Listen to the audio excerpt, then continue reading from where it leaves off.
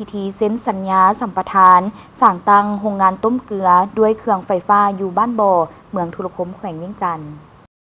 พิธีดังกล่าวโดยการเข้าร่วมและลงน้ำของทานบุญเฮียงไสยแสงห้องหัวหน้าห้องการคณะกรรมการส่งเสริมการลงทุนเป็นผู้ตั้งหน้าให้องค์การปกครองแขวงเวียงจันทน์เซ็นร่วมกับทานวงศักดาคำพุยประธานฝ่ายบริหารบริษัทโรงงานผลิตเกลือบ้านบ่อกาบเห็ดโดยมีทานผู้วงบุญสูประธานคณะกรรมการปกครองแขวงพร้อมด้วยการนำของแขวงและฝ่ายบริษัทเข้าร่วมเป็นพยานในพิธีทานวงศักดาคำพุยกล่าวต่อผู้สื่อข่าวว่า